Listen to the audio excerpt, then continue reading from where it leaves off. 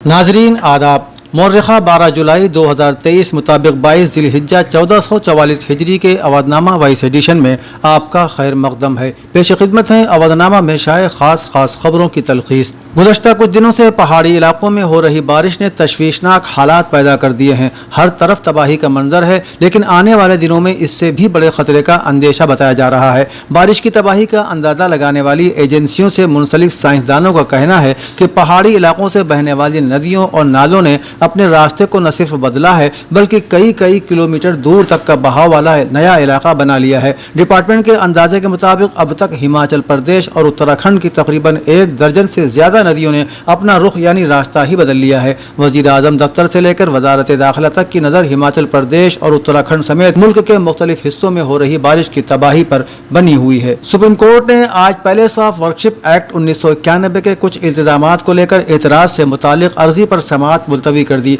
अदालत उज़्मा ने मरकज को इस सिलसिले में अपना जवाब दाखिल करने के लिए 31 अक्टूबर तक का वक्त दिया है। आज सुप्रीम कोर्ट में सॉलिसिटर जनरल ने कहा कि मरकजी हुकूमत इस एक्ट को लेकर गौर कर रही है कि क्या इसे वापस लिया जा सकता है। इसके बाद बेंच ने इन अर्जियों पर जवाब देने के लिए मरकजी हुकूमत को 31 अक्टूबर तक का वक्त दिया। काबिल जिक्र है कि प्लेस ऑफ वर्शिप एक्ट दरअसल 15 अगस्त 1947 से पहले की सभी मजहबी मकामात की उस वक्त की हालत बनाए रखने की बात कहता है। इसके तहत आज़ादी के पहले मौजूद किसी भी मजहबी इबादतगाह को किसी दूसरे मजहब की इबादतगाह में बदला नहीं जा सकता। सुप्रीम कोर्ट ने ईडी के चीफ संजय मिश्रा की मुद्दत कार में तौसी मामले पर आज मरकजी हुकूमत को शदीद झटका देते हुए ईडी डायरेक्टर की मुद्दत कार में तखफीफ कर दी। अपने फैसले में अदालत ने कहा कि संजय मिश्रा की मुद्दत कार 31 जुलाई तक ही रहेगी और मरकजी हुकूमत 15 दिन में ईडी के नए डायरेक्टर की तकर्रुरी कर सकती है। दरअसल मरकजी हुकूमत ने लगातार तीसरी मरतबा संजय मिश्रा की मुद्दत कार को बढ़ा दिया था। हुकूमत की तकर्रुरी के मुताबिक संजय मिश्रा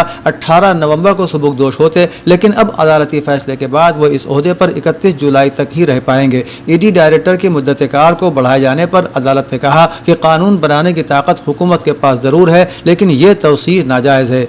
दिल्ली पुलिस ने रेसलिंग फेडरेशन ऑफ इंडिया के साबिक सदर और बीजेपी के रुकन पार्लियामेंट ब्रिज भूषण शरण सिंह के खिलाफ चार्जशीट दाखिल कर दी है। रिपोर्ट के मुताबिक पुलिस ने चार्जशीट में दफा 506 मुजरिमाना धमकी, 354 औरत की शाइस्तगी को मजरूह करना, 354A जिनसी तौर पर हरासा करना और 354D पीछा करना के तहत इल्जामात आयद किए हैं और कहा है कि एक मामले में तो ब्रिज भूषण शरण सिंह की जानिब से बार बार हरासानी की गई है। चार्जशीट के मुताबिक पुलिस ने 108 गवाहों से बात की, जिनमें से 15 ने पहलवानों, कोचों और रेफरियों समेत पहलवानों के इल्जामात की तस्दीक की है। प्लेस ऑफ वर्शिप एक्ट यानी इबादतगाहों के तहफ़्फ़ुज़ के कानून को खत्म करने वाली अर्जी पर आज सुप्रीम कोर्ट में समाअत में जमीयत उलमाए हिंद की जानिब से पेश हुए सीनियर एडवोकेट ने अदालत से गुजारिश की कि वो मुल्क की मुख्तलिफ अदालतों में ज़ेर समाअत मुकदमात पर स्टे लगाए, क्योंकि प्लेस ऑफ वर्शिप कानून पर फिलहाल स्टे न होने की वजह से इस कानून को नज़रअंदाज करते हुए निचली अदालतें हिंदू फरीक की जानिब से मसाजिद और ईदगाहों के खिलाफ दाखिल अर्जियों पर समाअतें कर रही हैं,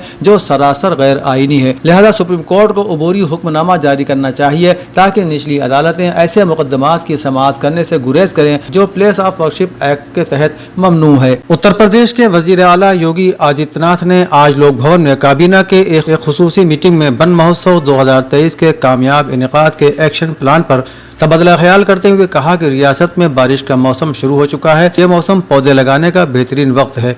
बेदारी हफ्ते के कामयाब इनेकाद के बाद अब हमें 22 जुलाई को वन महोत्सव की शक्ल में बड़े पैमाने पर शजरकारी के प्रोग्राम में शामिल होना है।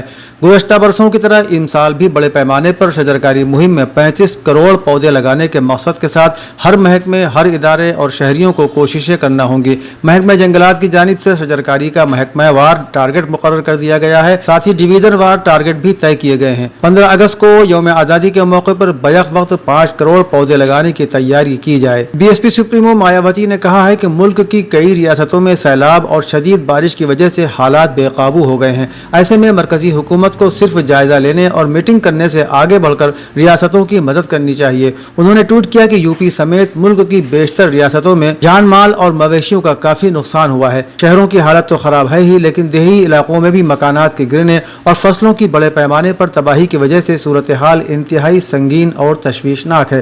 ایسے نازک حالات میں تمام متعلقہ ریاستی حکومتوں کو متاثرین کی ہر طرح سے مدد کرنے کے لیے اپنی ذمہ داری پوری ایمانداری کے ساتھ ادا کرنی چاہیے۔ لکھنؤ میں اقلیتی مسلم سماج نے رکشا بندی کا یوم پیدائش منایا اور ان کی صحت اور کامیابی کی دعائیں مانگی۔ بھارتیہ جنتا پارٹی اقلیتی مورچہ کے طاہر حسین نے کہا کہ لکھنؤ کے لوک سبھا ممبر راجناتھ سنگھ جی نے جو لکھنؤ میں کام کیے ہیں اس سے لکھنؤ شہر کا ہر شہری لابھانوت ہوا ہے۔ شہر میں کافی flyover, outer ring road جیسے کام قابل تعریف ہیں۔ مودی سرکار میں سب کا ساتھ سب کا وکاس کے نعرے کو زمین پر اتارنے کا کام کیا گیا ہے۔ انہوں نے کہا کہ کیندر اور صوبائی سرکار نے صوبے کی ساری جنتا کو خاص دھارا سے جوڑنے کا کامیابی کے ساتھ کام کیا ہے۔ ملک کی پہلی semi high speed train Vande Mataram express مسلسل پتھراؤ کا شکار ہو رہی ہے۔ جہاں بھی وندے بھارت ایکسپریس شروع ہو رہی ہے لوگ پتھر پھینکنے سے باز نہیں آ رہے ہیں۔ گورکھپور اور لکھنؤ کے درمیان وندے بھارت ایکسپریس کی کمرشل رننگ 9 جولائی سے شروع ہوئی تھی اور اس کے 2 دن بعد 11 جولائی کو ٹرین پر پتھراؤ کیا گیا۔ راحت کی بات یہ ہے کہ پتھراؤ میں کوئی مسافر زخمی نہیں ہوا ہے۔ ٹرین پر پتھراؤ کا واقعہ ایودھیا سے پہلے سہاول میں پیش آیا۔ بتا دیں کہ پتھراؤ کا یہ واقعہ پہلا نہیں ہے، اس سے پہلے 26 فروری کو میسور چنئی وندے بھارت ایکسپریس پر بھی پتھراؤ کیا گیا تھا۔ اس کے علاوہ آندھرا پردیش اور کیرلا میں بھی وندے بھارت ایکسپریس پر پتھراؤ کیا جا چکا ہے۔ لکھنؤ ریلوے اسٹیشن پر دفتری زبان کے نفاذ کی کمیٹی کی meeting station director Ashish Singh کی صدارت میں ہوئی۔ اسٹیشن ڈائریکٹر نے ممبران سے سرکاری کام آسان ہندی میں کرنے کی اپیل کی اور کہا کہ ہماری ترجیح گاہک کی زبان میں گاہک کی خدمت کرنا ہونی چاہیے۔ سرکاری زبان کے میگزین سارنگ میں بہت سے تکنیکی مضامین چارباغ اسٹیشن پر کام کرنے والے ریلوے اہلکاروں کے ذریعے لکھے ہوئے ہیں۔ اس پر چیئرمین نے ان تمام لکھاریوں کو مبارکباد دی اور امید ظاہر کی کہ دیگر محکموں کے ملازمین بھی اس سلسلے میں آگے آئیں گے اور اس طرح کے اعلیٰ معیار کی تکنیکی تحریروں کو لکھنے میں اپنا تعاون پیش کریں گے۔ اودھنامہ کے جہاننما صفحے کے مطابق اردن قدس کی غاصب اور جابر صہیونی حکومت نے فلسطینی مکانات اور عمارتوں کو مسمار کرنے کی غرض سے 256 کارروائیاں انجام دیں، جن میں غرب اردن میں صنعتی تنصیبات اور قدس شریف میں ایک اسکول کی عمارت سمیت 300 عمارتوں کو منہدم کر دیا گیا۔ ناجائز صہیونی کالونیوں کی تعمیر کے خلاف نبرد آزما تنظیم آزادی فلسطین PLO سے وابستہ کونسل نے کہا ہے کہ فلسطینی مکانات کو مسمار کرنے کی ان کارروائیوں کی وجہ سے 272 بچوں سمیت 543 افراد بے گھر ہو گئے ہیں۔ رپورٹ میں کہا گیا ہے کہ گزشتہ 6 ماہ کے دوران یہ کارروائیاں مقبوضہ غرب اردن اور مشرقی قدس کے علاقوں میں انجام دی گئی ہیں۔ امریکی انٹیلیجنس ادارے کے ڈائریکٹر کی رپورٹ میں آیا ہے کہ تہران بدستور اپنی تحقیقاتی سرگرمیوں کو جاری رکھے ہوئے ہے۔ اس کے ساتھ ہی اس رپورٹ میں ایک بار پھر اس بات کا اعتراف کیا گیا ہے کہ ایران اس وقت ایٹم بم تیار کرنے اور اس کے تجربے کے سلسلے میں کوئی بھی کلیدی سرگرمیاں انجام نہیں دے رہا ہے۔ اس رپورٹ کو امریکہ کے انٹیلیجنس اور خفیہ اداروں کی رپورٹوں کا نتیجہ اور نچوڑ قرار دیا جا سکتا ہے۔ امریکہ کے انٹیلیجنس ادارے کی جانب سے یہ اعتراف ایسے وقت میں سامنے آیا ہے کہ جب مغربی اور صہیونی حکام بدستور ایرانوفوبیا کے اپنے ناکام پروجیکٹ کو جاری رکھنے کی کوشش کر رہے ہیں۔ نیپال میں ایک ہیلی کاپٹر لاپتہ ہو گیا جس میں 5 غیر ملکی سیاح اور ایک نیپالی پائلٹ سوار تھے۔ رپورٹ کے مطابق ہیلی کاپٹر لاپتہ ہونے کی تصدیق کمپنی نے اپنے بیان میں کی ہے۔ یہ ہیلی کاپٹر صبح 10:04 پر ایوریسٹ ریجن میں لوکلا کے قریب واقع علاقے سے اڑان بھر کر دارالحکومت کاٹمانڈو کی جانب روانہ ہوا، لیکن اڑان بھرنے کے 10 منٹ بعد ہی اس سے رابطہ منقطع ہو گیا۔ ایک عہدیدار نے بتایا کہ ہیلی کاپٹر کی تلاش کے لیے کوششیں جاری ہیں اور ہم نے تلاش کے لیے ایک اور ہیلی کاپٹر روانہ کر دیا ہے۔ واضح رہے کہ نیپال ایوییشن سیفٹی کے اپنے خراب نظام کی وجہ سے بدنام ہے اور یہ تازہ ترین واقعہ مغربی نیپال میں طیارہ حادثے کے تقریباً 6 ماہ بعد رپورٹ ہوا ہے۔ اس حادثے میں جہاز میں سوار تمام 72 افراد ہلاک ہو گئے تھے۔ روس اور یوکرین کے درمیان جاری جنگ کے اعداد و شمار کے حوالے سے پہلے آزادانہ تجزیے میں دعویٰ کیا گیا ہے کہ اب تک جنگ میں روس کے 50,000 سے زائد فوجی مر چکے ہیں۔ الجزیرہ کی رپورٹ کے مطابق روس کے 2 آزاد میڈیا کے اداروں نے روس کو جنگ میں پہنچنے والے جانی نقصانات پر روشنی ڈالی اور اس میں اسی طریقہ کار کا استعمال کیا گیا جو کووڈ-19 کے دوران موت کے اعداد و شمار کے تعین کے لیے کیا جاتا تھا۔ ابھی تک روس اور یوکرین دونوں ہی ایک دوسرے کے نقصانات کو بڑھا چڑھا کر پیش کرنے کی کوششیں کرتے رہے ہیں۔ روس نے اب تک اس جنگ میں کل 6,000 فوجیوں کی موت کو عوامی سطح پر تسلیم کیا ہے۔